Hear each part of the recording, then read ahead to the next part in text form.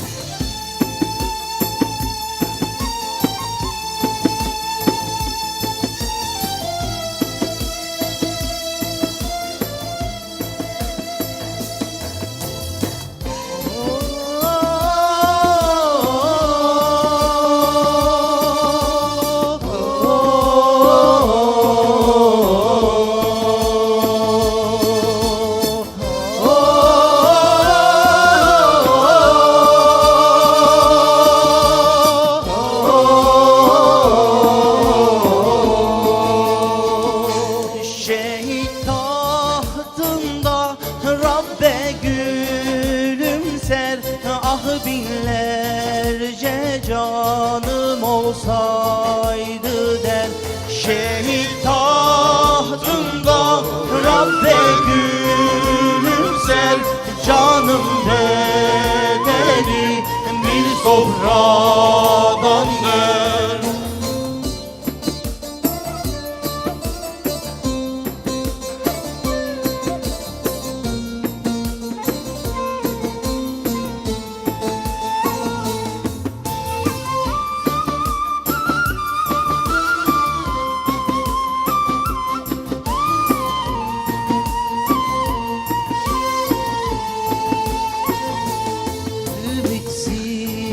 Olmaz, ümitsiz olmaz, sevdasız olmaz, sevdasız olmaz, ümitsiz olmaz, ümitsiz olmaz, sevdasız olmaz, sevdasız olmaz. Dağları oyup zindan etseler, Allah nurunu söndüremezler. Dağları oyup zindan etseler, davamın önüne geçemezler. Şehit tahtında Rabbe gülümser, ah binlerce canım olsaydı der. Şehit tahtında Rabbe gülümser, canım bedenim bir sofradandır.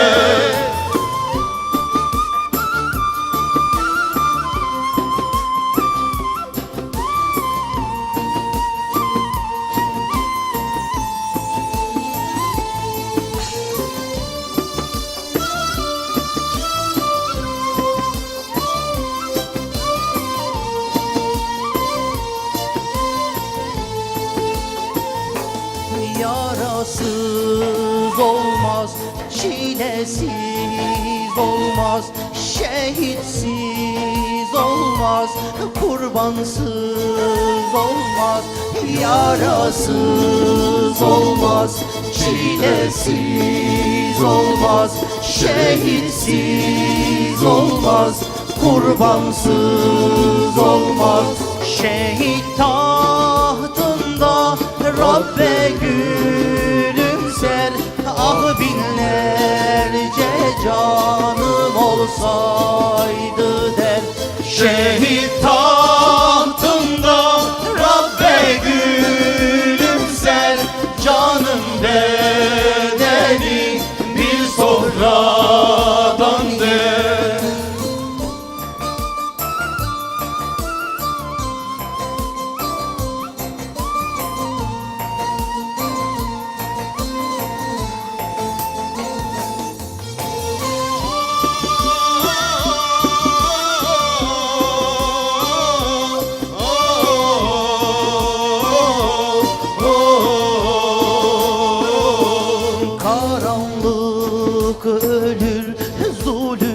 kapatılır gözler önünde ve ölüm ölür. Karanlık ölür, zulümat ölür, gözler önünde ve ölüm ölür. Anladım artık Uhud ve Bedir ve ümit sevda şehadet nedir? Soludum kabri mahşer anını, ümidi şehidi ve sevdayı. Şehit tahtında Rabbe gülümser, ah binlerce canım olsaydı der. Şehit tahtında Rabbe gülümser, canım bedenim bir sofradan gel.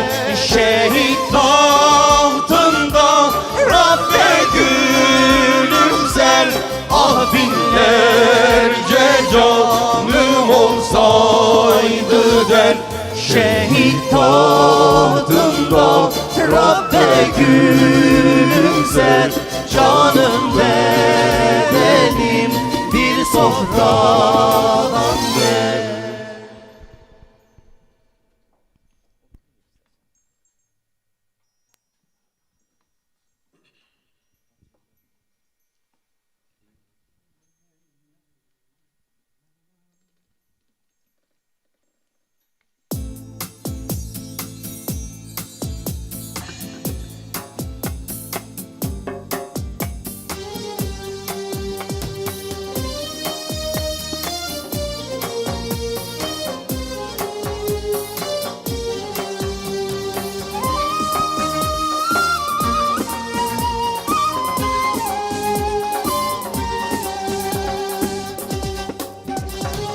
عالم رهبرنا عصري صار دار عرشي كفري سمي دعوة بيخمبري يمالو جون فداك يمالو جون فداك Yere ma tahrira perse Pilon khwera biger derse Yere ben derse فرعوني ماشي صحبة عالمونا ماشي صحبة عالمونا عالم ورهبر إسلامي برنامج مشعل عمومي ماجر كان جلال سلومي ينم تاريخ مار ميراثكار ينم تاريخ مار ميراثكار ينم تاريخ مار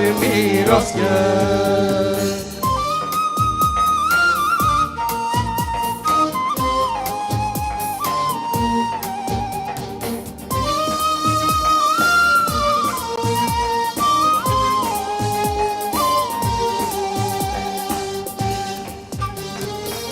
جنگاور به یا ربی انا اگه چه چوینی دی زي سلحتين ايوبي شري ميدون جنگو حربي شري ميدون جنگو حربي الشيخ شامل قرطال قفقازي هجوم كسر عسكر روسي سميت ازادي وخلاصي يلي خواتو غيرتك يلي خواتو غيرتك عالم ورهبر اسلامي برنامج مشعل عمومي ماجر كان قلم سلومي ينم تاريخ مار ميراثكار ينم تاريخ مار ميراثكار ينم تاريخ مار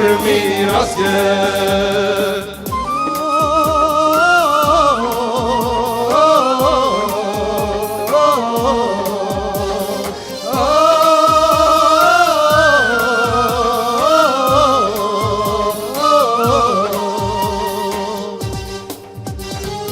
Ömer Muhtar izli biyadı Ke İslam ve idom kerdi Karşı zulüm İtalyano Gellek harbo cengo şirket Gellek harbo cengo şirket Üstad-i Masaid Nursi Meclis-i Bejasir Kursi Herçi Deccalu İblisi Ve eşhabbesu sürgünken Ve eşhabbesu sürgünken Alim-u rehber İslami Dernemat meşale umumi Macir kim geleysi lumi Yine tarih var miras gel Yine tarih var miras gel Yine tarih var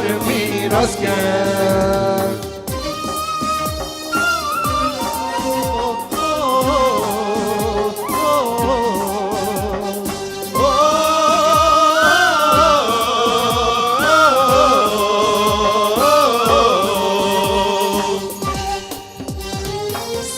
Kutubu el-benna Yenveşni da dünya fani Gehbe kelum gehbe kalem Gellek tebliğu irşarken Gellek tebliğu irşarken Şikaki ve Ahmed Yasin Semmet Kudusu Filistin Karşı zulüm Siyonisti Yengellek mukavemet kerdi Yengellek mukavemet kerdi Alim-u rehber İslami Verneman meşale umumi Macir gengeleysi lumi Yine tarih var miras gel Yine tarih var miras gel Yine tarih var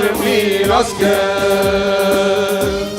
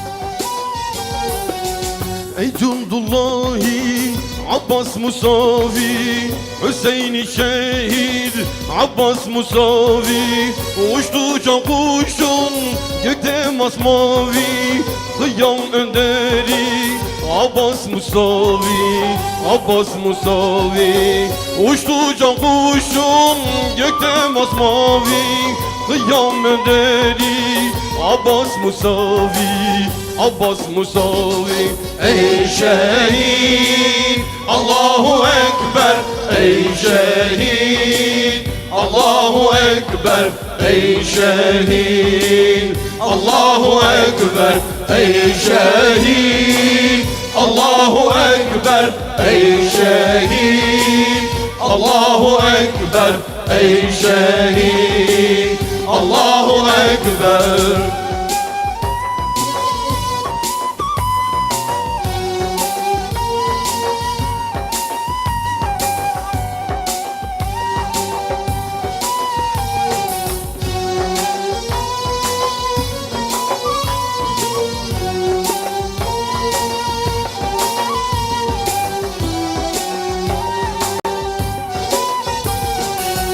O kutlu kanun yere değince dağlar ve taşlar selam verince parlak bir yıldız sönüverince yer gök ağladı.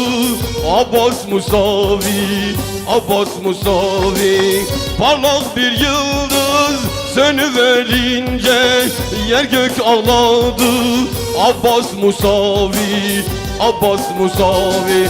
Ey şehit, Allahu Ekber, ey şehit, Allahu Ekber, ey şehit, Allahu Ekber, ey şehit, Allahu Ekber, ey şehit, Allahu Ekber, ey şehit, Allahu Ekber.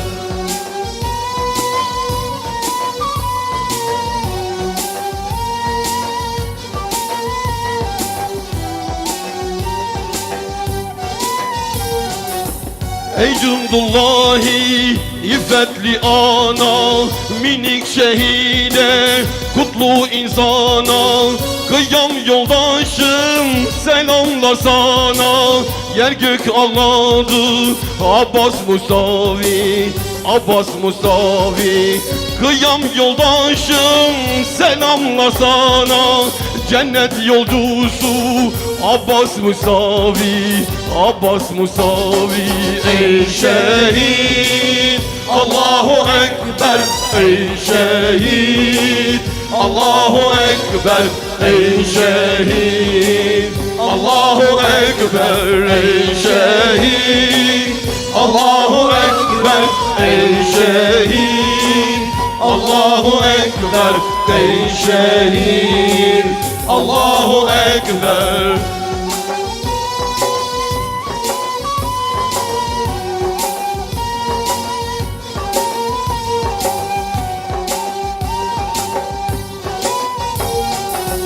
Kasemler olsun durmayacağız, yolundan geri kalmayacağız. Tüm tağutlarla savaşacağız. Sözümüz sözdür Abbas Musavi, Abbas Musavi.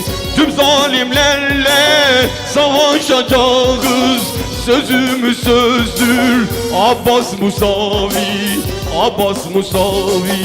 Ey şehit, Allahu Ekber, ey şehit, Allahu Ekber, ey şehit, Allahu Ekber, ey şehit, Allahu Ekber, ey şehit, Allahu Ekber, ey şehit, Allahu Ekber. Eyvallah. Çok teşekkür ediyoruz sanatçılarımız. Güzel eserler seslendirdiler şehadet ve şehitler üzerine. Ben tekrar konuklarıma dönmek istiyorum Sayın Ömer Çelik hocama. Şimdi Şubat ayı şehadet ayı diyoruz. İşte medya buluşması yapıyoruz, etkinlikler düzenliyoruz. Neden Şubat ayı şehadet ayı? Evet. Güzel bir soru. Evet. Herhalde bu ayda şehitlerin sayısının çokluğundan olsa gerek.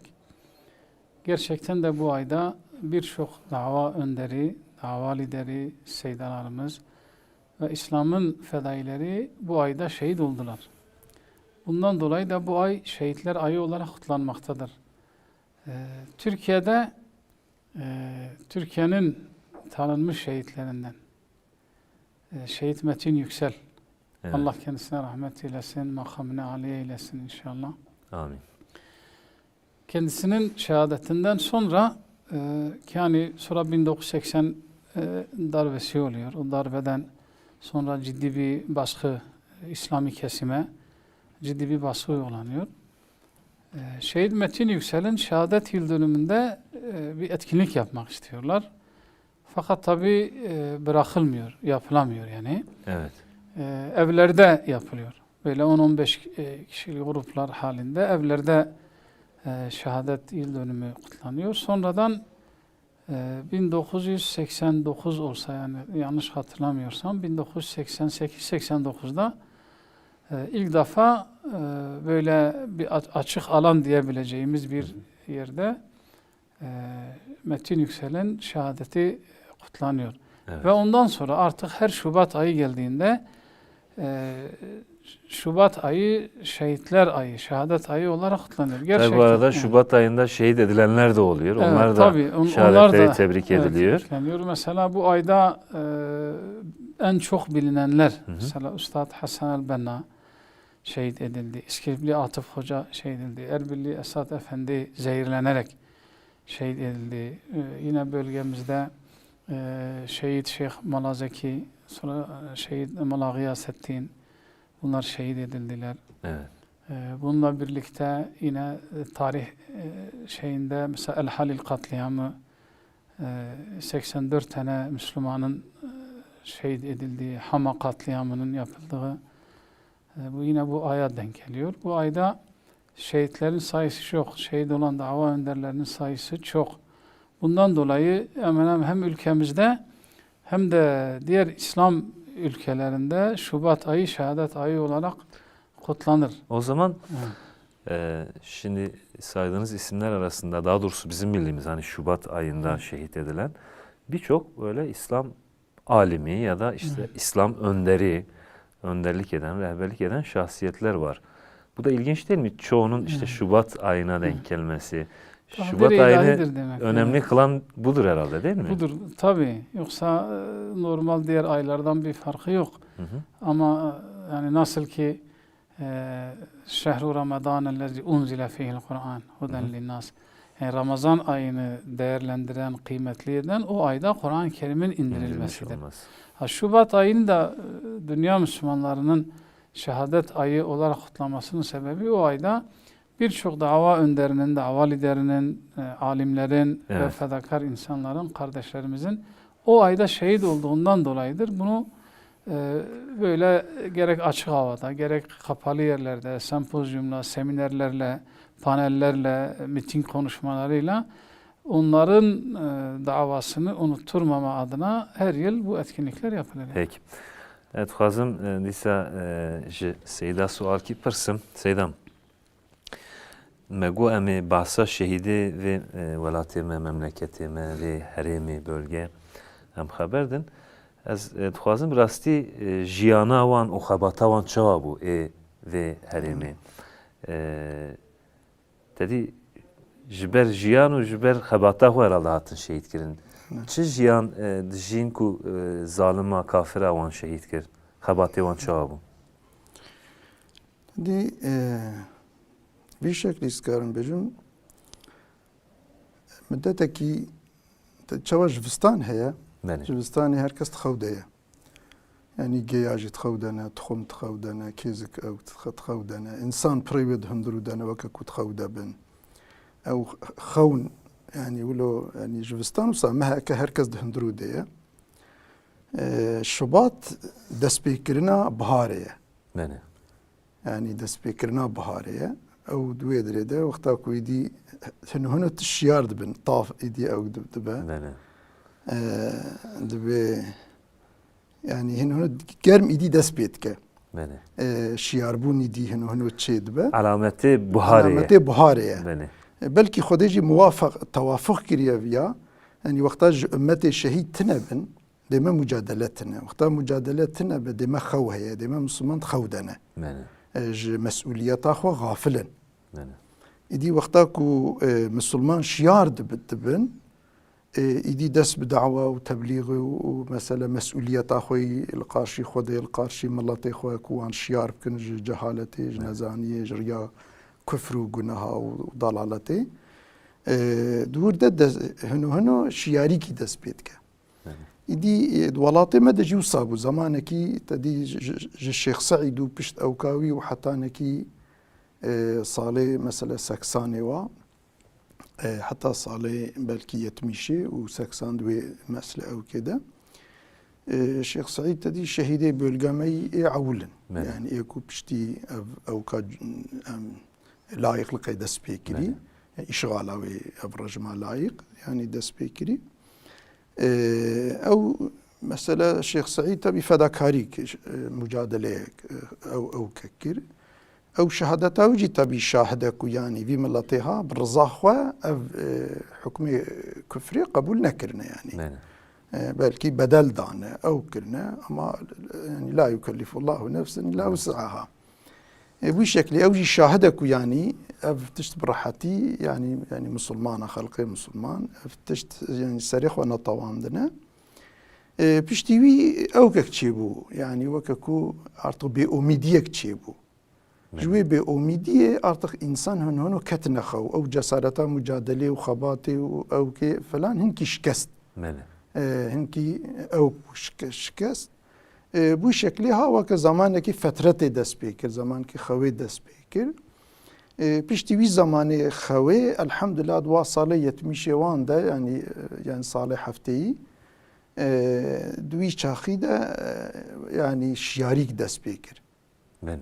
Tedi şehit metin mesela mesela tarihi de 70 ok 79 ede falan ok biye.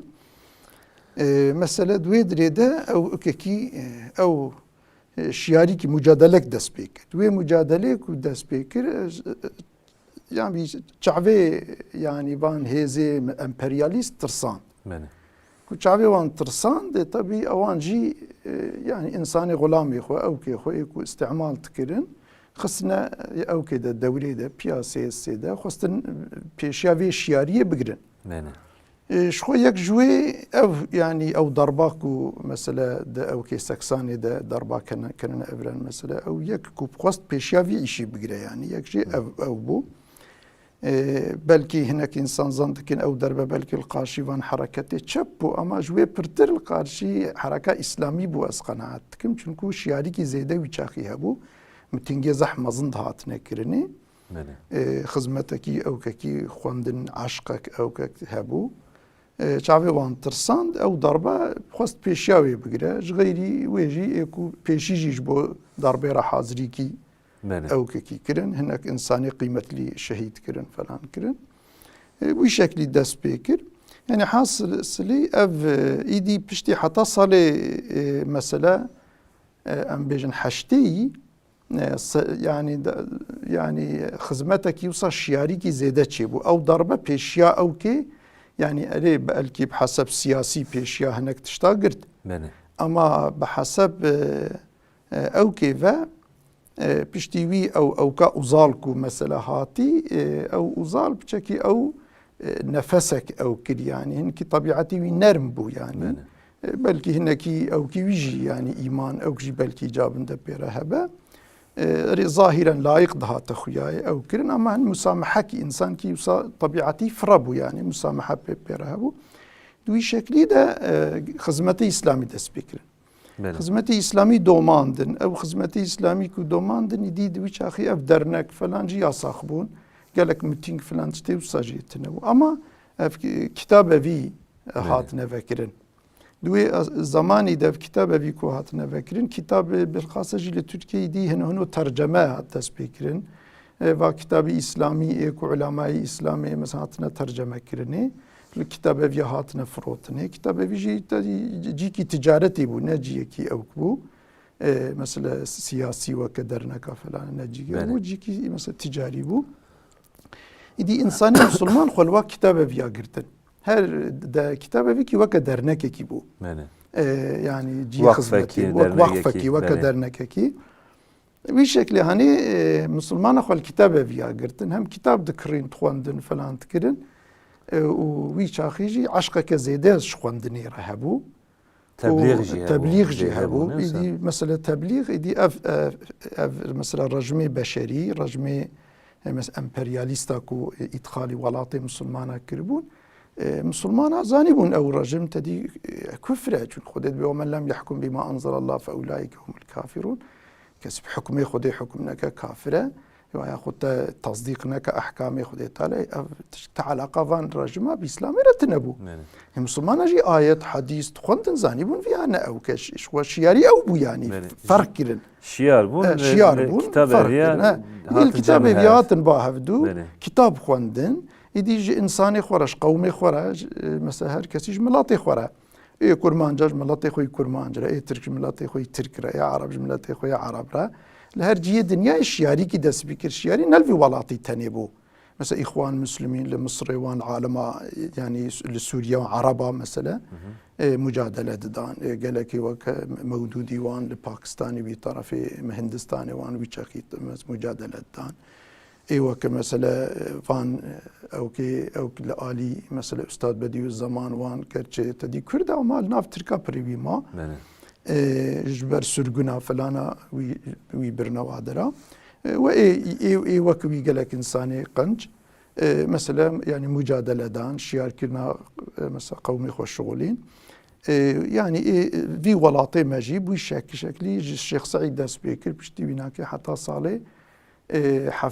حشتي نوطيجي ادي اف دبن او كتابه في هذا خدمته جفين تشيبون ومسلمانا يعني اوكرن يعني فداكاري كرن طبيعي افجي قوى امبرياليست ترساندن قوى امبرياليست وقتها او كبون يديرابون او انساني كشخورا كريبون وان مثلا استعمال تكرن خصنا بيسيرا مسلمان هذا شعب صوري كرن مسلمان تهديد كرن السلي مثلا او كرن وبشكل هاني قرش مسلمان دائما الشدة الرفيانة يعني نخوستنا او مثلا تشيبا شنكو إسلام حقيقة ندين الشدة ديني إقناعية يعني يجبركم أول أمري خدينا بجا فاقتلوا المشركين كافة أولنا أمري خدينا أبا أول أمري خدينا تعالى قلتي اقرأ باسم ربك مثلا خدي تعالى قلتي والطوري وكتاب مسطور كتاب صند خوارية خدي تعالى مثلا قلتي النون والقلم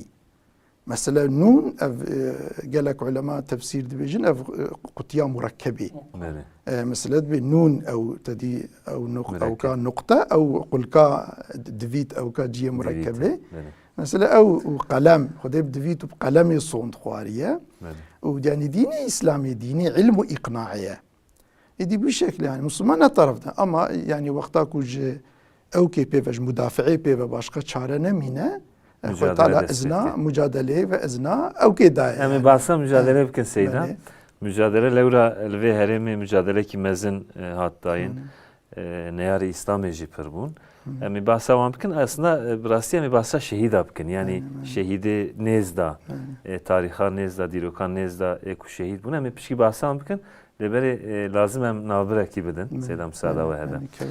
Evet değerli izleyenler, Şubat ayı Şehadet Ayı medya buluşmasındayız. Kısa bir ara vereceğiz. Aranın ardından inşallah tekrar burada olacağız.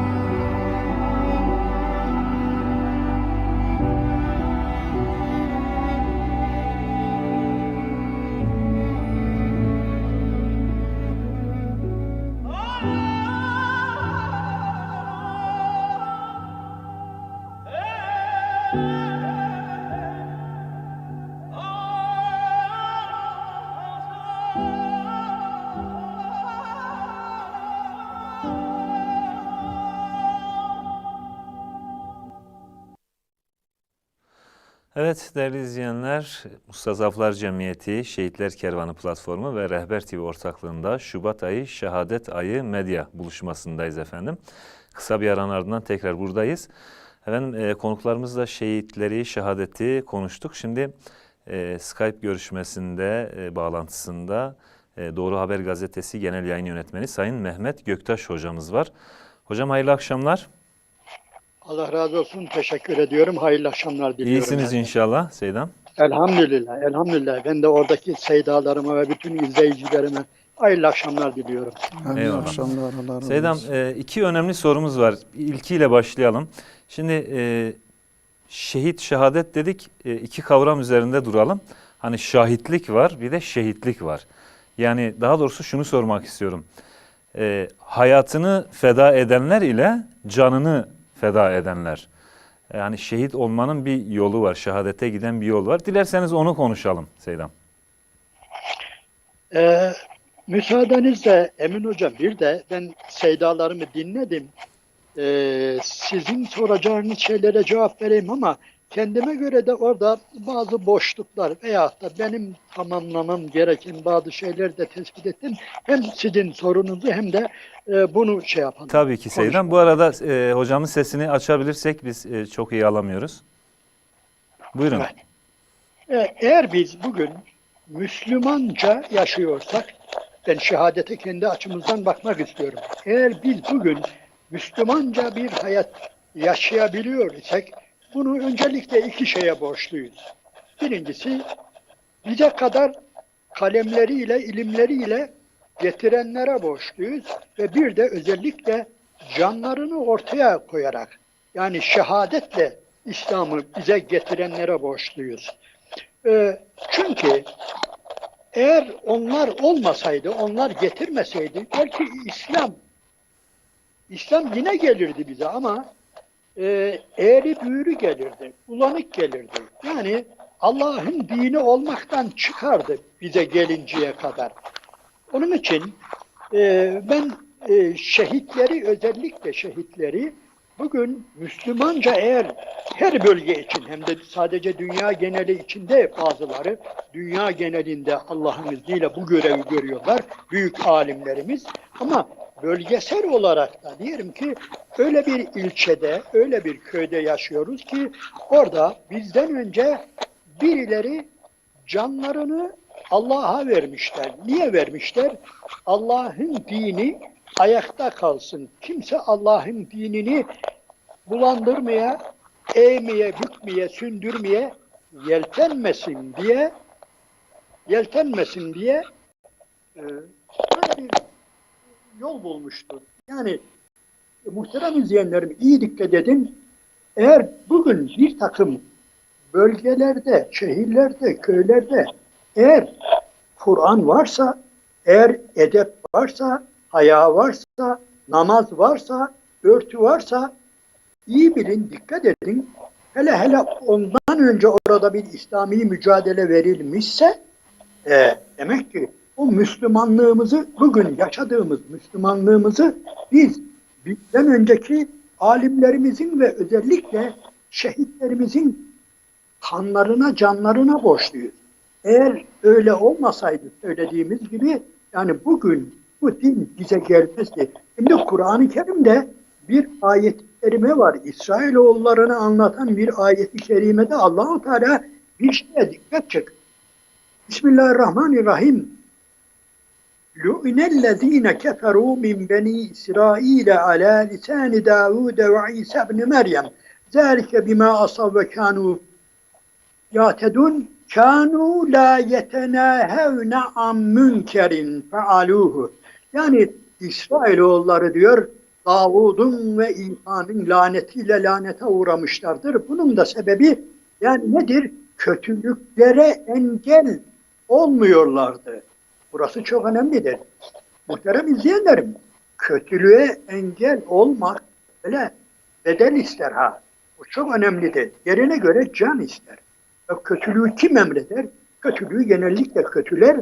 Eğer bu kötüler de örgütlü ise, güçlü ise, firavunlaşmışsa, tiranlaşmışsa, zalimleşmişse bu kötülüklerin önüne geçebilmek için bir bedel ödenmesi gerekir.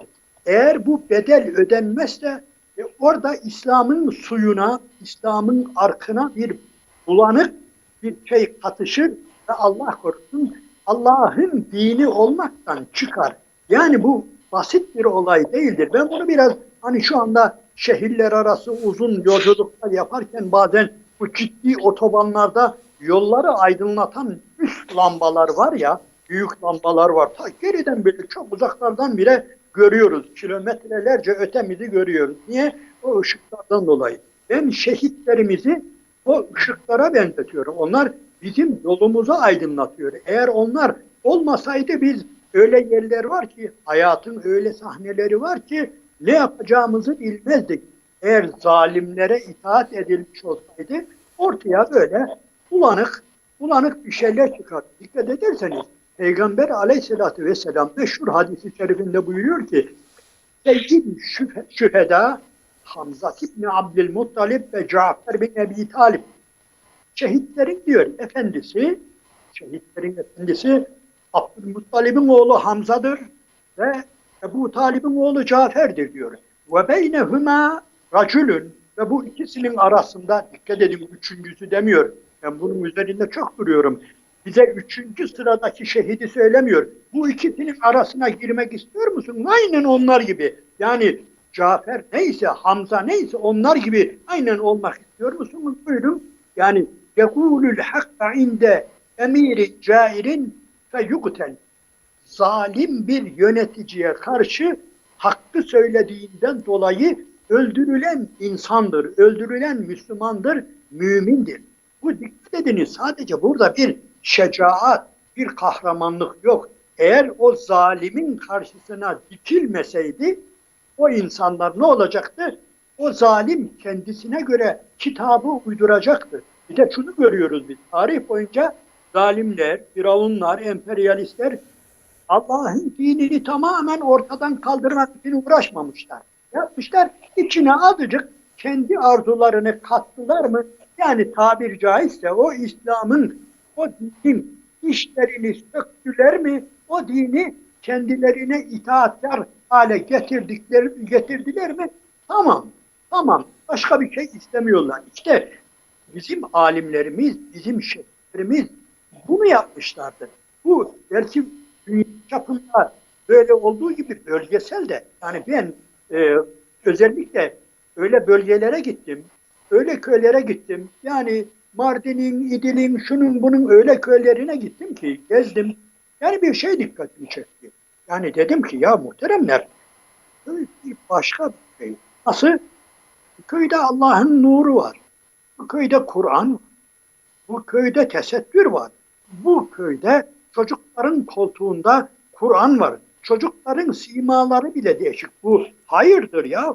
Bu neyin nesi, ne zamandan beri böyledir deyince benim elimden tuttular, mezara götürdüler. Bak hocam, işte bunun böyle olması için şurada yatanlar var. Bunlar şehit edildiler. Bunlar Kur'an için, İslam için, edep için, haya için, yani tesettür için bu kardeşlerimiz, ağabeylerimiz, babalarımız bak burada yatıyor diye onları gösterdik. Bunun için yani muhterem izleyenlerim şehadeti biraz böyle yaklaştıralım kendimize. Yaklaştıralım ki görelim. Yani tamam geçmişteki şehitlerimiz tamam Allah katında yani bize örneklikleri de var ama yani yanlış anlaşılmasın. Eğer Allah-u Teala Kur'an-ı Kerim'inde Resulünden için buyuruyor ki مَا كَانَ مُحَمَّدٌ اَبَا اَحَدٍ مِنْ رِجَالِكُمْ وَلَاكِنْ رَسُولَ اللّٰهِ وَخَاتَمَ النَّبِيِّينَ. Nebilerin hatemidir. Bitmiştir. Başka peygamber gelmeyecek. Ama maalesef başka Firavun gelmeyecek demiyor. Firavunlar da bitti artık. Nemrutlar da bitti. Zalimler de bitti. Muhammed Aleyhisselam'la beraber artık Ebu Cehiller de bitti. Ebu Leheb'ler de bitti. Asbin Vailler de bitti demiyor. Ya ne olacak? Gelecek. Bunlar devam edecek. Peygamber gelmeyecek ama kim gelecek? Zalimler, diktatörler, firavunlar yani Müslümanca yaşamamızı engelleyecek, bulandıracak insanlar, ordular, gruplar neyse gelecek de gelecek. Biz ne yapacağız? Peygamber olmadığına göre Onun için nedir? El ulemâ'u enbiya. Yani peygamberler, alimlerin var, peygamberlerin varisleridir alimlerin. Bu hadisi şerifi bilmeyen bir Müslüman yok. Ama bakıyorum da yanlış yerde kullanıyorlar. Nasıl biliyor musunuz? Yani alimler peygamberlerin varisleri derken, yavrum bak bu alime hürmet et bak. Bunlar peygamberin varisi. Tamam, bir yönüyle doğru ama bu sadece bir yönüyle. Nedir? O zaman eğer sen peygamberin varisi isen muhterem ne yapacaksın? Peygamber nerede bıraktı bu işi? Aynen oradan devam ettirecek. Evet. Peygamberin eli hangi taşın altındaysa, madem ki mirasçısısın, o halde buyur aynı taşın altına elini sok, aynı davaya onun verdiği omuzu ver. Onun için muhterem izleyenler, şehadet, İslam'ın tabiri caizse, yanlış anlaşılmasın, bazıları aksiye çekebilir de, İslam'ın tabiri caizse enerjisidir, yakıtıdır. Yakıtıdır. Hatta belki abartma değil. Yani Allah nurunu tamamlayacak, evet, söylüyor ayet-i kerimelerde. Kaç yerde söylüyor. Allahu mütimmi nurihi. Yani yuridune en yudfi'u nur Allah. Allah'ın nurunu söndürmek istiyorlar. Allah nurunu tamamlayacak. Neyle tamamlayacak? Gökten bir projektörle mi? Hayır. Seninle benimle tamamlayacak. Öyle değil mi? Yani alimler biz de tamamlayacak. Bilenlerle tamamlayacak. Cesaret ehli insanlarımızla, hakka haykıran insanlarımızla Allah'ın nuru tamamlanacak veyahut da nur devam edecek. Aksi takdirde nedir? Yani şehadeti sadece bir basit bir hatıra olarak, yani mübarek falan, tamam güzel ama unutmayalım. Evet. Şehadet'in böyle bir görevi var. Bizim de şehitleri böyle anlama görevimiz var. Eğer şehadeti bu şekilde anlamazsak nedir? Sadece bir nostalji mi diyorlar şimdi? Ne diyorlar? Ona dönüşür ki bir şey olmaz. Ben bunları söylemek Peki istiyorum. hocam, aslında size soracağım birkaç soru vardı fakat siz onları cevapladınız zaten. Şehitlerin şehadetin bereketiyle ilgili. Çok teşekkür ediyoruz Sayın Hocam katıldığınız için. Çok güzel bilgiler verdiniz. Allah-u Teala razı olsun. Hayırlı akşamlar diliyoruz. Eyvallah. Evet değerli izleyenler, hocamızı dinledik. Şimdi de sanatçılarımıza dönelim. Dilerseniz eğer onlar da hazırsa bir eser alalım onlardan. Özcan abi. Evet abi, buradayız, hazırız. Sizden güzel bir eser dinleyelim. Ne dinleyelim? Derviş abiden Selam Sevgi Bağı'nın Kahraman Neferleri adlı ezgi inşallah seslenecek. Buyurun.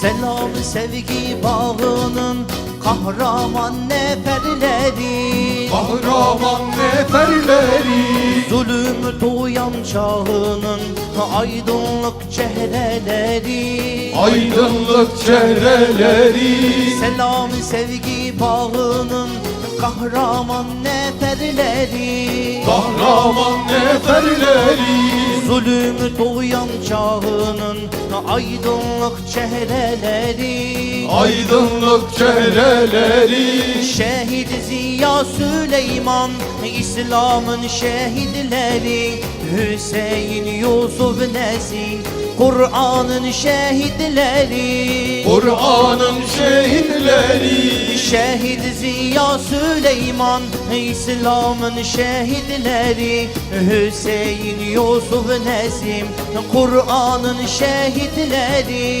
Kur'an'ın şehitleri.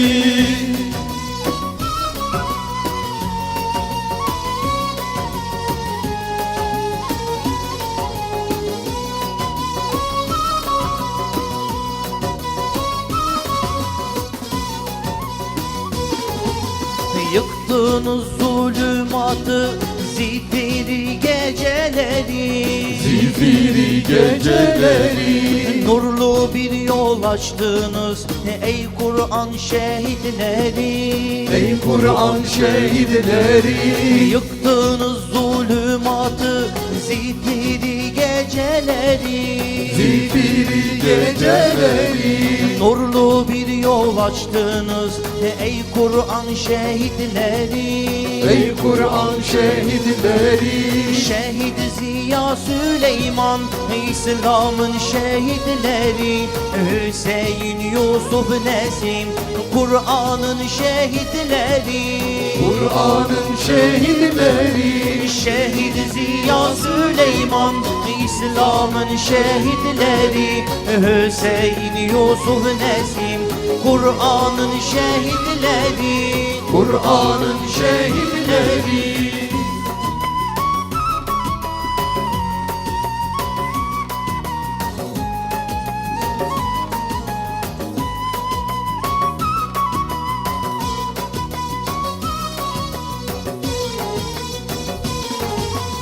İdil, Cizre, Silopi, şehadetin mektebi. Şehadetin mektebi, Diyarbakır'ın gülü, unutmadık Recep'i. unutmadık Recep'i. İdil, Cizre, Silopi, şehadetin mektebi. Şehadetin mektebi, Diyarbakır'ın gülü, unutmadık Recep'i. unutmadık Recep'i. Şehit Ziya Süleyman, İslam'ın şehitleri. Hüseyin, Yusuf, Nesim, Kur'an'ın şehitleri. Kur'an'ın şehitleri. Şehit Ziya Süleyman, İslam'ın şehitleri. Hüseyin, Yusuf, Nesim, Kur'an'ın şehitleri. Kur'an'ın şehitleri.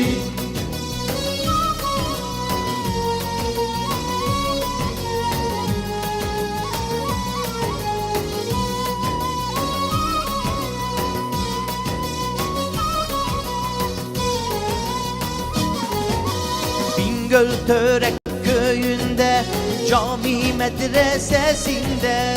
Cami medresesinde, Süleyman ile Ziya, şehadet müjdesinde. şehadet müjdesinde. Bingöl Törek köyünde, cami medresesinde. Cami medresesinde, Süleyman ile Ziya, şehadet müjdesinde. şehadet müjdesinde. Şehit Ziya Süleyman, İslam'ın şehitleri. Hüseyin, Yusuf, Nesim, Kur'an'ın şehitleri. Kur'an'ın şehitleri. Şehit Ziya Süleyman, İslam'ın şehitleri. Hüseyin, Yusuf, Nesim, Kur'an'ın şehitleri. Kur'an'ın şehitleri. Eyvallah. Ağzına sağlık kardeşim. Diyelim ve biz Şubat ayını, şehadet ayını konuşmaya devam edelim. Ömer Çelik hocama sormak istiyorum. Şimdi biz şehit diyoruz, şehadet diyoruz. Bu kadar onunla ilgili bir program yapıyoruz. Etkinlikler yapılıyor.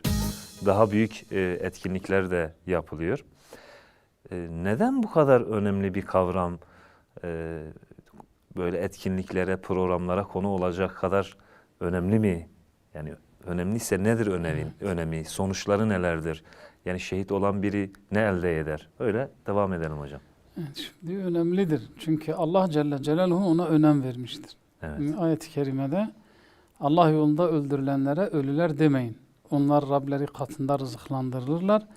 Velakin siz onların yani hayat mertebelerini anlamazsınız. Evet. Demek ki bizim idrakımızın dışında bir şeydir. Bir defa önemlidir. Şimdi insanlık bugün ölümsüzlüğün ilacını aramaya başlamış. Özellikle dünyayı sömüren müstekbir güçler, o aileler hayatta ebedi kalmanın yollarını arıyorlar. Allah Celle Celaluhu burada ebedilik veriyor işte. Onlara ölüler demeyin. Onlar ölü değildir. bizim fark edemeyeceğimiz bir hayattadırlar. hayat. Evet, bak bundan dolayı önemlidir.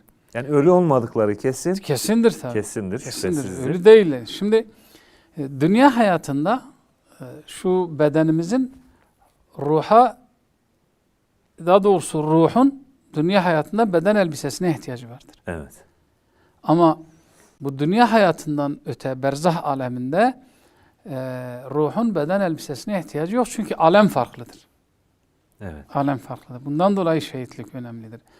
Bir diğer konu Allah Celle Celaluhu ayet-i kerimede buyurur. Nice peygamberler var ki beraberinde Rabbani seydalar, Rabbani alimlerle birlikte cihad ettiler. Ne yıldılar, ne yıkıldılar, ne korktular, ne de geri durdular. Evet. Peygamber Efendimiz Aleyhisselam eğer ümmetime ağır geleceğini bilmeseydim her seriyeye, her cihada, her savaşa katılırdım. Allah yolunda öldürülüp tekrar dirilmeyi, öldürülüp tekrar dirilmeyi, öldürülüp tekrar dirilmeyi ne kadar da isterdim diyor. Bundan dolayı şehitlik önemlidir. Evet. Efendimiz onun ne kadar önemli olduğunu söylemiş. Yine iki tane genç sahabi diyelim çocuk Muaz ve Muaviz kardeşler. Yani Allah Resulü birisini savaşa alıyor, diğerini almıyor. Zayıftır diye, küçüktür diye. O savaşa alınmayan gelip diyor ki ey Allah Resulü vallahi diyor ben güreştiğimde bu kardeşimi her zaman yeniyorum diyor. Öyle midir diyor, evet diyor gel o zaman. Bak ikisini alıyor, şehit olma. Eğer bu kadar güzel olmasaydı niçin bu çocuk yaşta diyebileceğimiz bir yaşta yani buna özlem duyuyorlar. Yine Uhud Savaşı'nda Efendimiz bu kılıcın hakkını verecek kimdir diyor. Bugün düşmandan kaçmadan şehit olana Allah eni yer ve gökler kadar olan bir cennet verecek diyor. Orada sahabenin biri be diyor. Yani Efendimiz diyor niye böyle söyledin diyor. Ey Allah Resulü bu kadar büyük mü yani böyle hayret ettiğim için söyledim. Ve neticede birazdan savaş başlayacak ve o sahabenin elinde 2-3 tane hurma var. Hurma yiyecek. Bir hurmaya bakıyor, bir savaş meydanına bakıyor. Allah diyor bu hurmaları yesem cennete geç gideceğim diyor. Hurmaları atıyor gidiyor şehit oluyor bak. Bir de Allah Celle Celaluhu onların günahlarını bağışlıyor. Onların ruhlarını direkt cennete atıyor. Kabir azabını onlardan kaldırıyor. Bir de Allah Celle Celaluhu onlar adına şahitlikte bulunuyor bakın. Uhud Savaşı'nda şehit olanlar cennete gittiklerini hani Efendimiz Aleyhisselam hadiste diyor şehitlerin ruhu cennete yeşil kuşun kursağındadır. İstediği yere kandillere konarlar ve rızıklanırlar. Allah Celle Celaluhu Uhud şehitlerine diyor ki dileyin benden ne dilerseniz. Onlar diyor ya Rabbi sen bu kadar güzel bize nimet vermişsin yani biz utanırız daha bir şey ne isteyelim ki yani zaten vermişsin. Ve Allah-u Teala bu soruyu tekrar ediyor. Şehitler anlıyor ki onlar cevap vermeyinceye kadar Allah sormaya devam edecek. Diyor ya Rabbi biz tekrar bizi dünya hayatına gönder. Senin yolunda çarpışalım, tekrar şehit olalım ve kardeşlerimize Allah-u Teala'nın bize ne kadar büyük nimetler verdiğini anlatalım. Allah Azimüşşan diyor ki ben bunu yapmam. Verilmiş bir vaid var ama sizin adınıza ben şahitlik yapacağım ve Ali İmran suresinde işte Allah yolunda öldürülenlere ölüler demeyin.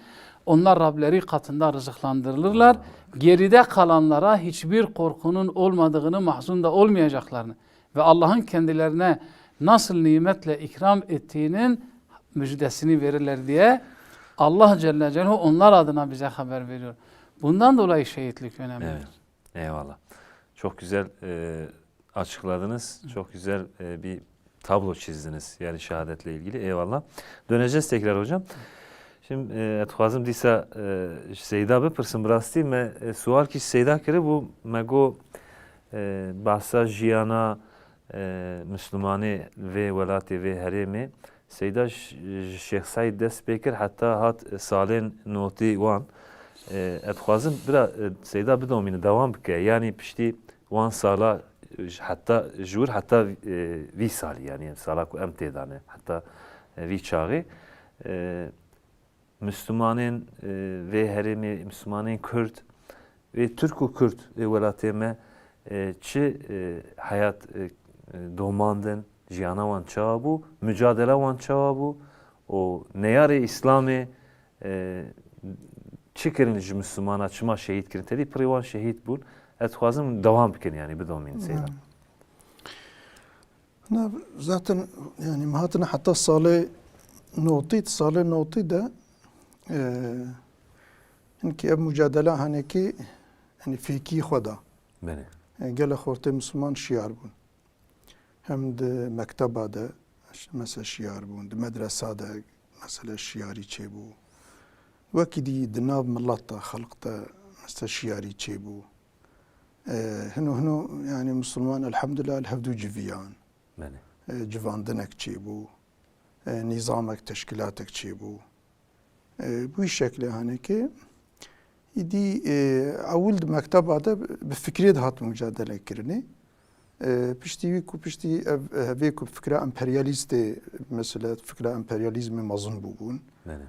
او كوبون تحملنا كرن يعني دائم ذات شدت او كيتي شو كفريتي جو كفرتي. شدت جواتي مسلمان خو مدافعات كن يدي دس بشدتي كرن دس بويش شدتي كرن مسلمان اجي يعني تنجرجي او كرن خواستن كو يعني او شدت نيكني هركس بفكره خو اگر فكره كهنك هاي فكره خو دينا حولي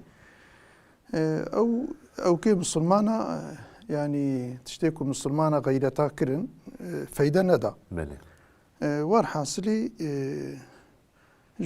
قالك مسلماني كو خزمت كرن را افان فاني مرتدكو بفكره مثلا فكره امبرياليستا مثلا مازن بوبون تهديد كرن قلت نجر يا وني جماره تسليم ببن وني مجادله اسلامي نكن اسلام في ولاتي ده نبيجن يا وني في ولاتي ترك بكن وني هرن ويا خد تجي امي باشيا وكشتنا يعني امي وبكجن يعني امي وبكجن. والحاصلي تبي مسلمان جي الحمد لله خورتي مسلمان جي يعني أوكن الحمد لله بفكرة شهادتي بفكرة مثل حياة رسول الله صلى الله عليه وسلم باوريا خدا جل جلاله أو يعني عقيدة راست أو كبوبون يعني مازن بوبون خوندبون أسري بوشكلي وتريكي جنما أبو مثلا ريكي جنما أبو مسلمان راد هر ري قرتن يعني غيري كشتني باشقر ريك نهشتن مسلمان جيا أو كلمة يعني يعني نطر في كشتنين أما ون أجر أوكبة أم ولاتي خو ترك ناكن يعني ولات إيمايا وأم أوكي جيت أمش يعني دعوة خوجي أم ترك ناكن يعني جمرني راح حاضرن وي شكله هاني أو كرن وحاصلي واجي دس بيكرن قالك مسلمان شهيد كرن يعني مثلا يعني جيد ليج هزخي مثلا دس بيكر مثلا مال الصبري خيليا وكي تركي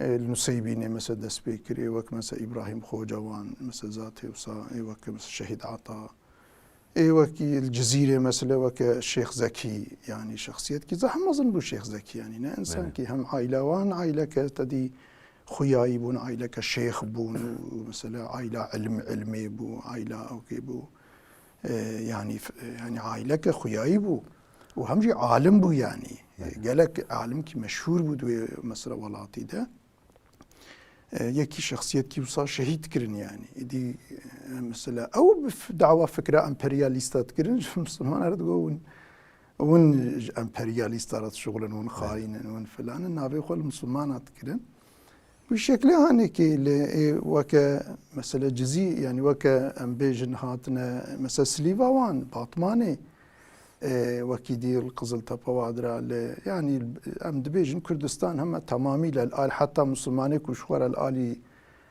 مثلا باطي جيبون مثلا قال لك جوانجي شهيد كرن يعني يعني بالخاصة باطماني شهيد حجي مثلا يعني أو كرن شهيد سالم مثلا يعني أو كرن يعني شهيد كرن شهيد عادل هلا بالخاصة فوات يعني فوات هي زاروكو يعني الشهيد حنفي زاروكو يعني بلا أفانات شخن جيتي كريبون كو خداي تعالى يعني شهادتي كرباروان يعني يعني مجادلة وان شاو بسينا شهيد فوات يعني خورتك مكتب تخواند هيج زاروكتي أخو هي مثلا جا أوكي مثلا هيج وقتا أورتوخلي وأخذ إلكوخل جوي أوكي فكرو شعورا إسلامي استاندبو كتاب إسلامي تخوان زها جنج زاروكي حوالي خورا فلان را أو تكرن يعني جنج خورتكي وكا بربزيك بو يعني أوك بو مثلا شهيد حنفي يعني عائلك أوك بو يعني مثلا زنجين جيبون أوك جيبون أما ji bo Xwedê terka her tiştî kiribû. Vek Mus'ab. Mus'ab bin وەکو Umeyr. مسعب yani وەختا yekî mesela yani ticaret kivanî mezin hebû yani birayî ew bixwe mesela ticaretekî heta wisa ticaretan pêş bû. Bi di telefona bi zor siparişê ku dihatin û ewkê ku dihatin bi di telefona bi zor cewab dida û ew dikir. Min xwe bi çavê xwe dît yani ticaretkî wazeh mezin di bölgede hebû. Ama tevî wê jî wexta wefat kir yani 5 bano di berîkayî de bû yani terka her tiştî kirbû. Ji bo Xwedê Teala dest bi xizmet û fedakariyê û li şiyariya milletê Müslüman digeriya û li hember van fikrê emperyalîst ku yani welatê Müslümana bilfiil îşgal kiribûn îdî bi wê jî net sekinîn dixwastin zihnê Müslümana, serê Müslümana, qalbê Müslümana jî bi fikrê xwe îşgal bikin.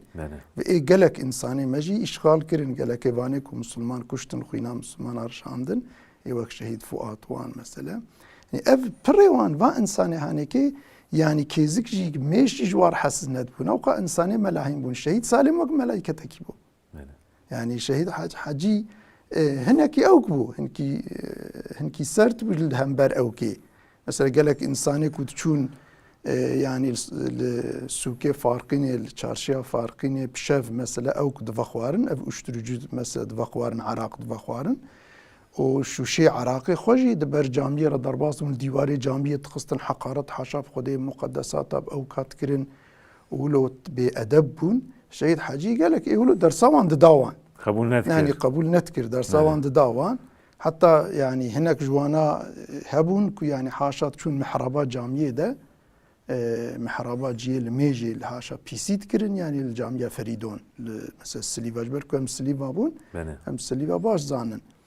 Mesela bu şekli haneki ama wek Şehîd Salim wan mesela yani ew Şehîd Fuat yani zarok bu. Hinek benzeri Hazreti Osman bûn, hinek benzeri Hazreti Ömer bûn, hinek benzeri Hazreti Ali. Mesela Şehîd Adil yani belki de dünyada wek wî cesur kêm hebûn yani insan ki zahf cesur bû, zahf fedakar bû. Mesela insaniye wisa bi gîret yani zahf bû. Haj medresa, haj mala, haj wekî dî ji her kesimî elhamdülillah şuûrek ketibû welat. Ketibû nav milleta. Seydam. İnşallah em ê devam bikin. Li vir noktayekî inşallah. vîrgulekî em deynin, em inşallah devam bikin. Çünkü hem ê bahsa hinek helbesta hinek şiirar ser şehîd em ê wana jî bikin. Müsaade ve hem dixwazin ilahîkî de jî godarî bikin. Evet, şimdi diğer stüdyomuza dönelim Özcan abi. Eğer hazırsanız bir eser daha dinleyelim sizden. Hazırız. Evet. Kimden dinleyeceğiz? Ne dinleyeceğiz? Ez ê bixwînim Beri. nivîskarê wê jî Seyda Erwedirê em li virê em her jî Seydara em hürmeta xwe dişîn inşallah em destî diramîsin. Beri. Em ê perçeka ku Seyda bi dayê qelemê inşallah em ê bîne ziman. Keremkin. Dîsa tarîx li me nû. Menû bu. Keremkin.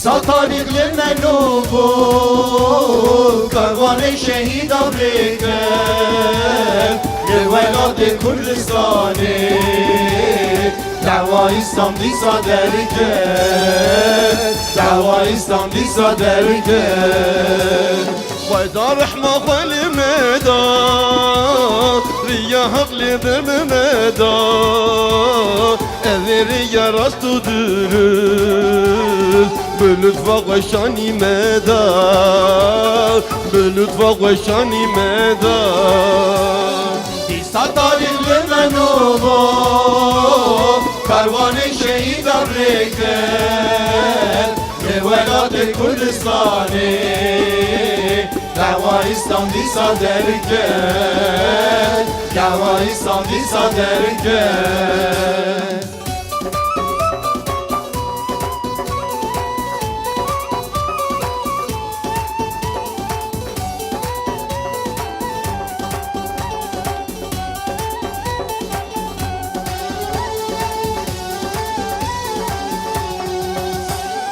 وكدبر صحابية ومسلمان رابط بيا لبردنجي تكبيري و تحت ظالمة هجية تحت زور دستا هجية بيسا طريق لمنوبو كاروان شهيد أمريكا للولايات الكردستاني دعوة İslam'dı saderken Dava İslam'dı saderken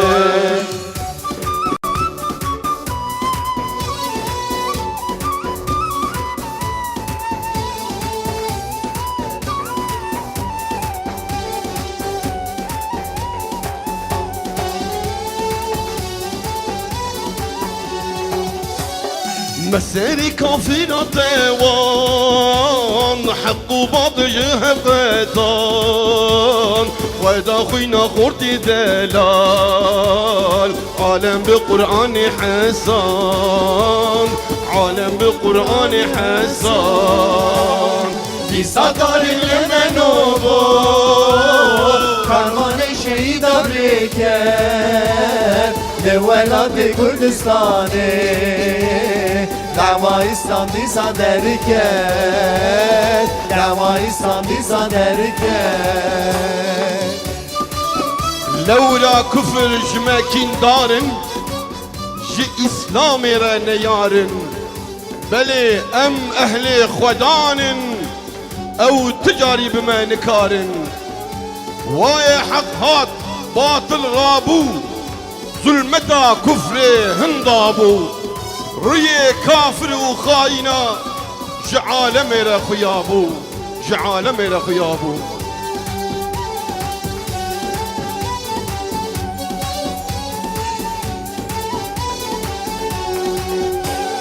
لولا كفر جماكين دارين جي إسلامي راني يارين بلي أم أهلي خداني أو تجاري من كارين أو تجاري من كارين صدري لمنوبو كارواني شهيد أمريكا لولايات الكردستاني دعوة İslam'dı saderken Dava İslam'dı saderken ويا حق وطن رابو ظلمتا كفر دابو ريه كافر وخاينا جعل من خيابو جعل من خيابو İsa tarih limenubu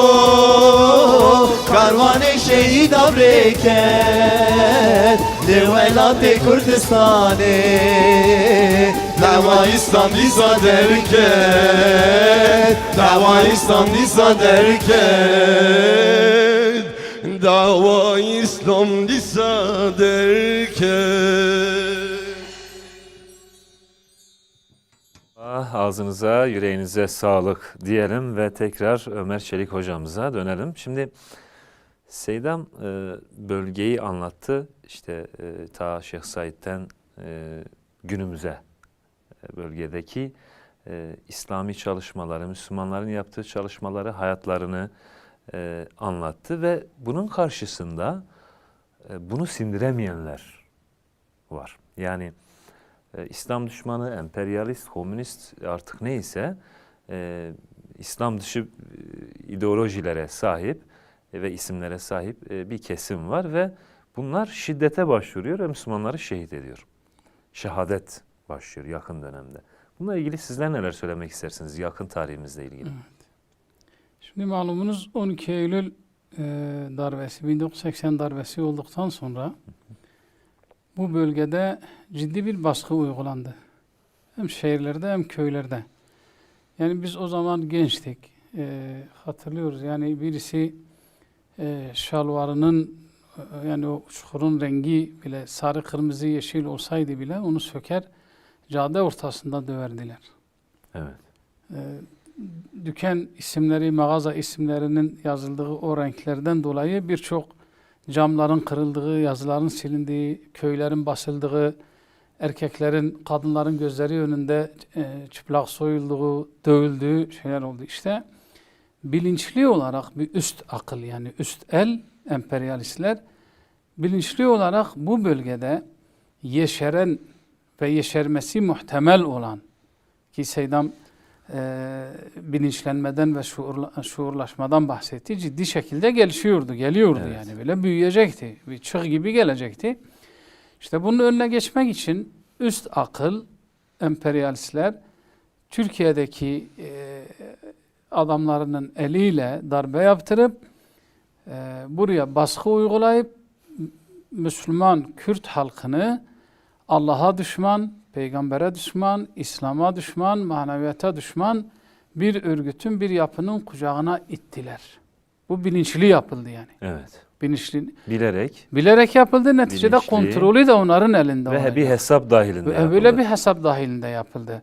Evet. Bu Müslüman Kürt, çünkü gerçekten Kürtler İslam'a ihanet etmeyen ender ırklardan bir tanesidir. Evet.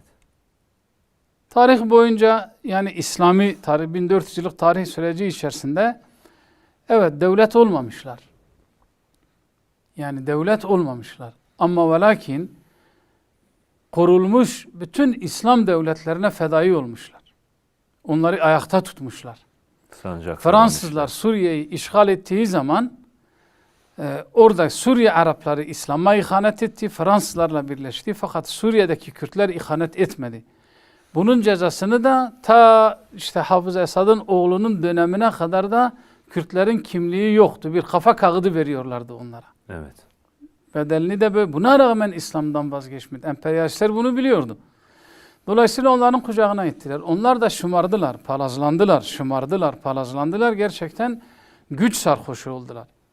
Ve bu bölgede yeni filizlenen İslami hareketlere hepsine gidip söylediler. Seydam anlattı. Ya bize teslim olacaksınız. Ya bize teslim olacaksınız. Ya bölgeyi terk edeceksiniz ya da sizi öldüreceğiz. Başka yolu yok.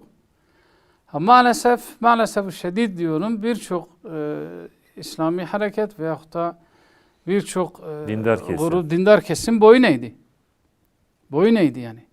Boyun eğmeyen bir grup, azınlık bir Müslüman kaldı yani. Bunlar ölümü göze ala diyorlardı. Yani bakın, sizi öldüreceğiz. Sizi öldürürüz. Cenazeleriniz günlerce yerde kalır. Kimse sizi kaldıramaz. Ya, Müslümanlara o gözle bakıyordular. Pısırık, pasif. Ama tarihimizi bilmiyordular. Müslümanların tarihini bilmiyordular. Ebu Cendelleri yetiştiren İslam'dan haberleri yoktu. Ebu Basirleri yetiştiren İslam'dan haberleri yoktu. Halid bin Velidleri yetiştiren İslam'dan haberleri yoktu. Hazreti Ali'leri yetiştiren İslam'dan haberleri yoktu. Çünkü o kadar İslam'a düşman, maneviyata düşmandılar ki bir insan en azından kendi kavminin dinini bilir ya. Düşman bile olsa dinini bilir yani. Bu kavmin dini nedir yani? Ondan bile bir haberdiler. Ve neticede Müslümanlara saldırdılar. Müslümanlar, biz bu bölgeden gitmeyiz, gidecek yerimiz yok. Bu toprak bizimdir. Bu ülke bizimdir. Bu diyar bizimdir. Yabancı olan sizsiniz. Emperyalistlerin uşağı olan sizsiniz dedi. Biz gitmeyeceğiz. Size de boyun eğmeyeceğiz. Çünkü bizim tarihimizde küfre boyun eğmek yok. Zillet yoktur yani. Evet. Zillet yok bizde. Ölürüz ama zilleti kabul etmeyiz. Hazreti Hüseyin Efendimiz de heyhat minez zillet. Zillet bizden uzaktır yani. Eğer bu bedenler ölmek için yaratılmışsa biz öleceğiz. Zillet yok. Ve neticede Müslümanlara saldırdılar. Müslümanların kadınlarına saldırdılar, öldürdüler, şehit ettiler. Hayriye gibi, Haltiye Zeynep gibi öldürdüler yani. Çocukları öldürdüler. Kendi öz oğullarını öldürdüler. Alileri öldürdüler yani. Evet. Alimleri öldürdüler. Şeyh Zeki'yi öldürdüler. Köyü basarak caminin içerisinde imamı çıkarıp kafasına çivi çakarak öldürdüler. Yaralı halde bırakmadılar, kimse hastaneye de götürsün.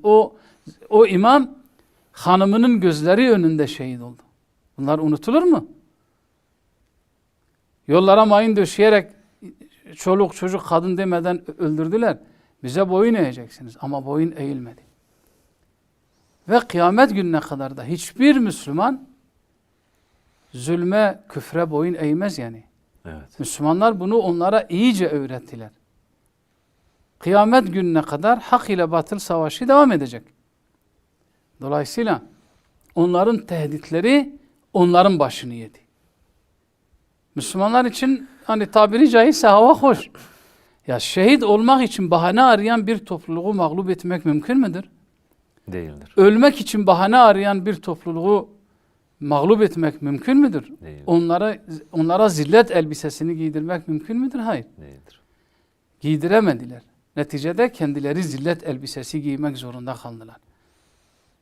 Evet. Onun için hele bir de böyle yiğitçe mücadele eden gençler, seydalar, alimler vardı.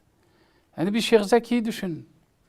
Yani bütün tehditlere rağmen o Cizre'ye İslam'ın nurunu yaymaya çalıştı. Bütün tehditlere rağmen. Evet. Onun gibi Nice alimlerimiz var. şehit, alim, şehit dediğiniz Yani gibi. bunların unutulmaması lazım. Yani şimdiki nesil, gençler, bu önemli noktadır. Onu özür dileyerek Estağfurullah. ifade edeyim. Şimdi mesela gençler gözünü açtılar. İşte meydanlarda yüz binler toplanıyor. Gözünü açtılar, kutlu doğumlar yapılıyor. Gözünü açtılar, birçok İslami faaliyet, İslami çalışma gördüler. Bunların sanki böyle bir kere de mantar biter gibi yerden bittiğini düşündüler. Hayır.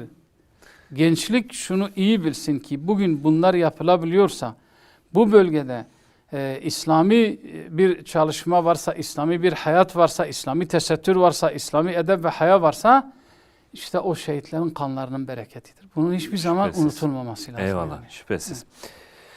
Tekrar Seyda'ma dönmek istiyorum. Seyda, براستی وجه شیخ سعید hani hatta ver ev diroka me Müslümana mücadele wan me hoşi godari kirib hoşa me çu sanki sabak filmeki berçave me derbas bu براستی İşte ez xwasim eviya pirsam Seyda malume melamizgin Seyda melamizgin bi seda şiir li ser şehidan visan diye o privan şeira jî bûne şah eserek, şah berhemek û em pirî Müslümana vana ji ber kirine.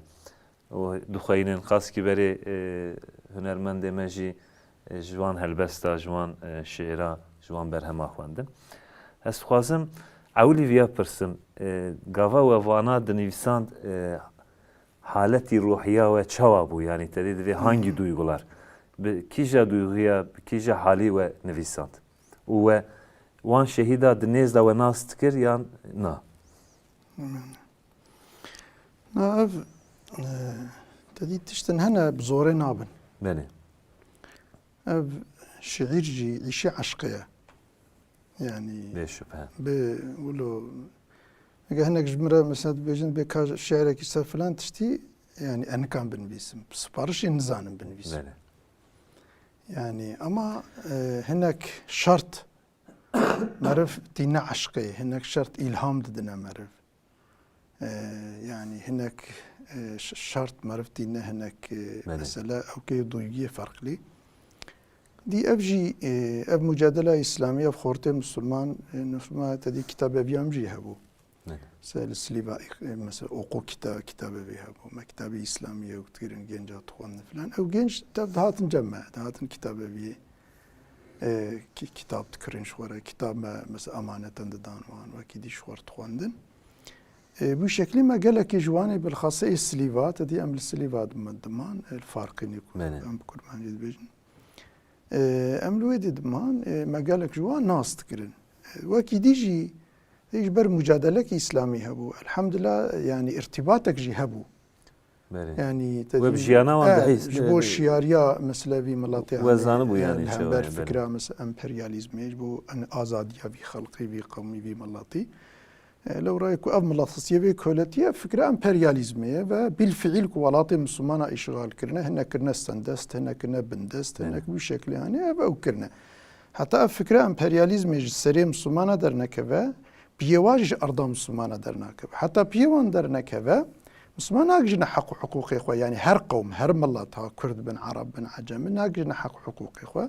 Hinekî daimî serdest bin ji bo وان او كتكن بسردستي وان او كتكن مثلا الشغلين هناك جيجي ببندستي وان استعمال تكن أظلم إيدي بشكل هانيك أمد مملكة قريان لجيا ما قالك بخورتي مسلمان لارتباطه وكما جي هبون بشكل هاني أو خورتي كل برشعبي ما ومناس تكن وك إنساني قنجن إنساني معصوم إنساني كو وك بربزي كين عقيدة وفكري وان أخلاقي وان وك أخلاقي ملايكتايا مثلا بدا فكروا دعوة إسلامي وجبوا حقوقي مثلا ملاطي إخوة ومثلا جبوا في ولاطي هاني و كفريش ضلالتي هم دنيا إنساني خو ملاطي خو خلاص كنج دستي إمبرياليستو مثلا يعني بانيكو احتلال كرنا هم جي لآخرتي جي سعادتها إنسان كوش جهنمي خلاص با وبكفى جنتي ده ديني إسلامي بعقيدة إسلامية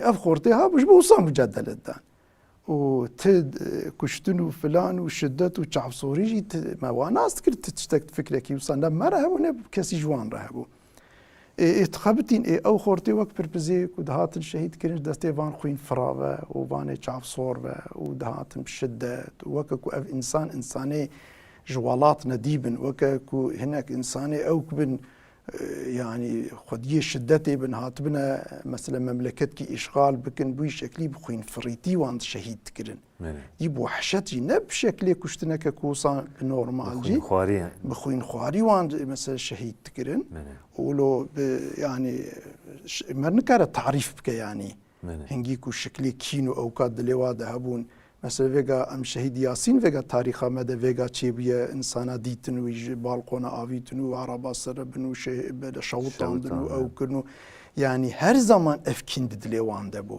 وهر زمان ايكو فرصه خود ديتن يعني نايلون درجان نسر مثلا وجودي والسر ايكو دقرتن مثلا اسير تكرن نينوكي واندك شان نايل اجر مثلا نايلون درجان مثلا شوطان بردان سر وجودي واتقلشاندن خويت خصني دي وكيدي زحب وحشتي ما ظن اف جوان او تكرن يعني إنسانك يكون ذرة قدر أبي كود بين عمليات جينا سنة ذرة قدر مليات بإنسان كي رهبة لأهل ولاطي خو الإنسان خو فلان خو الجيران خو البراي خو الكري خو المسألة يعني أن أقرب خو في وحشتي ناكا يكون في منظرها تبيني يكون نوي عشقك هذه كنجي توري عشقي جبوه هناك طبي أفجي ولو أو كل سر هفدو شهيد دبون حتى جانا أبيرا ندقها ميدي كل سروان شعرات شيكمو مظلوميتا وبين زمان وحالة وبين زمان وإيدي بشكلها أصلا طبيعتهم ده الشعير تنا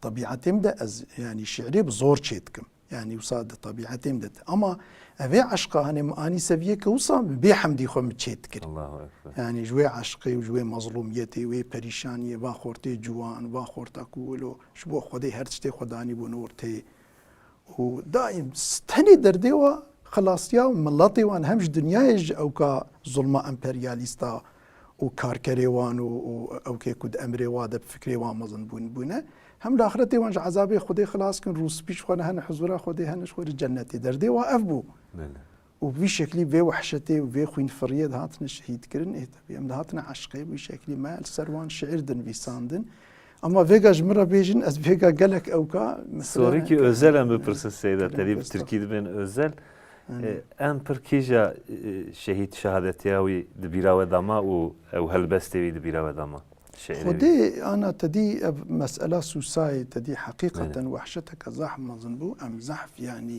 ولو دليما شوطان ولو حقيقة أم بإيشيان يعني ده إنسان ورد جامعية ده تلش ورد درس تكرن قرآن تخوندن درسا كتابي إسلامي شورد تخوندن تصيلح ملح المليوات نبود جاب هذا ناتنا كشتنا بإنسان جامعية ده نبا جامعية ده شور كتاب تخوندن وهاتن ولو وي وحشتي بان كركري امبرياليستا هاتن او انسان وي وحشتي شهيد كن وكشتن يعني او يا زادا ما زيدا او كل يعني بالخاصة جي ايكو يعني ولو او كيتي شهيد فؤاد از جبير ناكم يعني دائم از ويتين من زمان دليم بريشان يعني مزاحف ناس جيتكر او جيت كير زيدا ما هبدو جديد هاتنا كتابه بيه فلان بالشكل يعني كي زحف زيدا مسألة دليما او كير يعني Dileme eşan. ايشان Beli. يعني وارحى السلسلة مثلا إبراهيم خوجة الشخصيات كي زحمزن بو معلم بو يعني تفقير أو كنين بو يعني تمليتان أو كوش فلان معلم بو لج مكتبة دات دريا مكتبة دات شو درسا زارو كيف ملاتي ده يعني Beli. هج مكتبة درسا زارو كيف ملاتي كو جاهلنا من شكلي هاد دهات يعني بي مثلا بي شهيد كرن يعني بشكل ايوه بيناكي ورحى السلسلة لهر جيزة عفن بلكي زماني ما تيرين Beli. تيريناك Xwedê ji we razî be. Em îja dîsa guh bidin hunermendê xwe, sanatçıya xwe. Evet, Özcan abi tekrar size dönüyoruz. Kimden hangi eseri dinleyeceğiz? Burhanettin abiden inşallah ağlarım gel gel şehadet. Gel şehadet. Buyurun.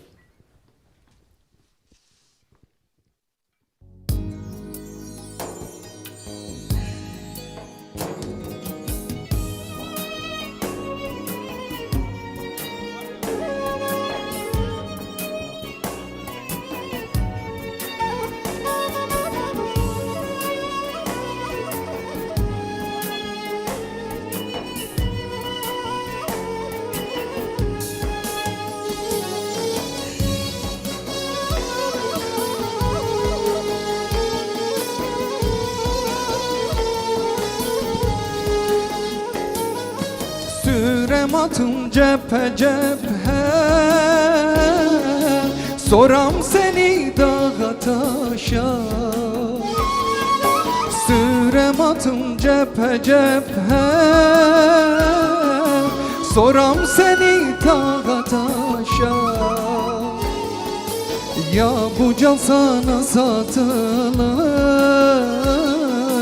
Ya yem olur kurda kuşa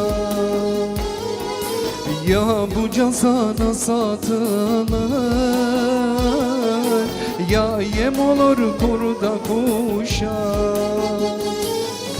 Ağlarım gel gel şehadet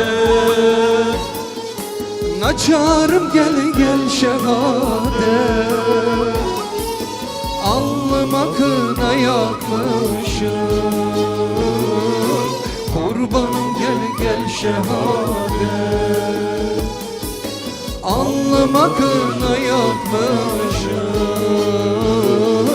Kurbanım gel gel şehadet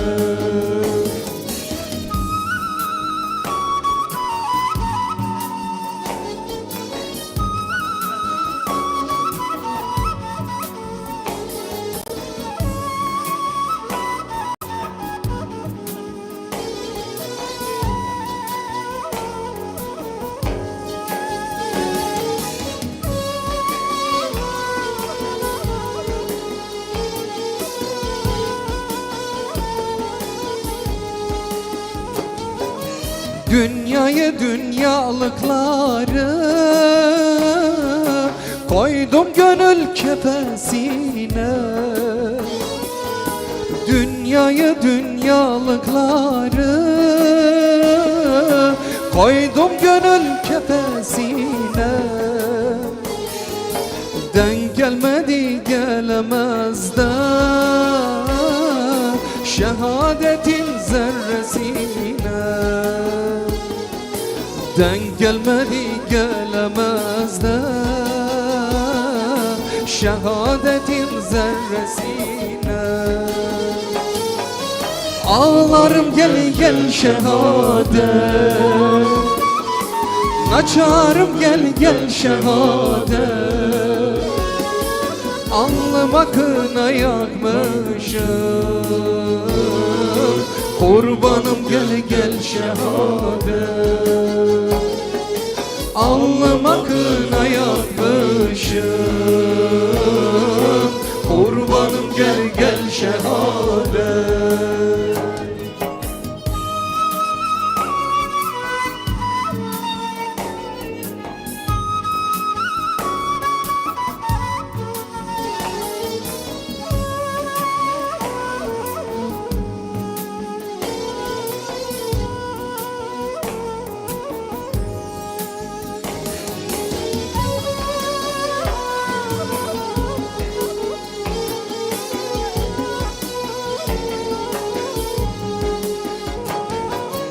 Ben söylerim yanar yürek,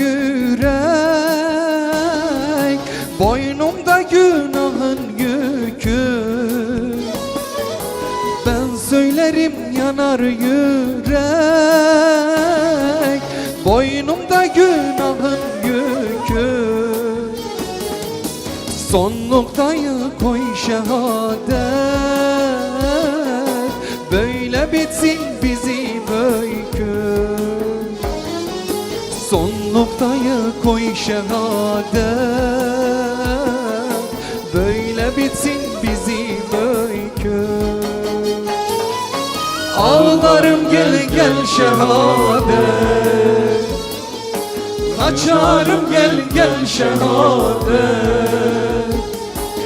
Alnıma kına yakmışım,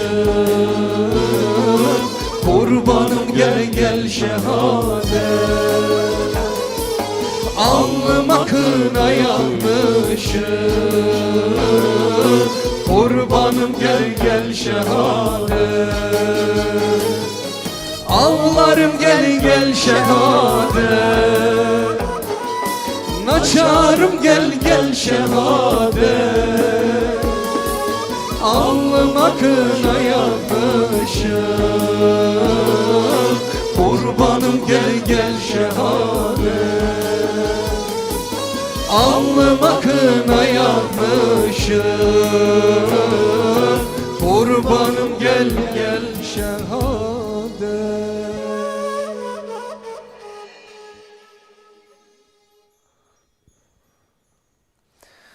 Eyvallah, çok teşekkür ediyoruz bütün sanatçılarımıza, Derviş Mazhar abiye, ağzına yüreğine sağlık. Allah razı olsun. Özcan Aslat abimize teşekkür ediyoruz, senin de ağzına yüreğine sağlık. Burhanettin Cebbe abime de çok teşekkür ediyorum, ağzınıza yüreğinize sağlık. Şiirlerinizle, eserlerinizle bugüne eşlik ettiniz. Allah hayrınızı kabul etsin diyelim. Ve artık hocalarımdan son sözlerini, belki de son temennilerini alacağız. Sayın Ömer Çelik hocam, neler söylemek istersiniz? Evet. Cenab-ı Allah'tan temennimiz, arzumuz odur ki İslami şuuru, şehadet şuurunu, bilincini hiçbir zaman aklımızdan ve yüreğimizden çıkarmasın. Amin. Şehit olmamıza ve şehadete kavuşmamıza engel olacak dünya sevgisini, ölüm korkusunu kalbimizden çıkarsın. Amin. Şehitlerin niçin o mübarek kanlarını döktüğü bilincini bir an dahi olsun aklımızdan çıkarmasın ve bizleri de bu kutlu kervana katsın diye temenni ediyoruz. Eyvallah. Amin diyoruz biz de.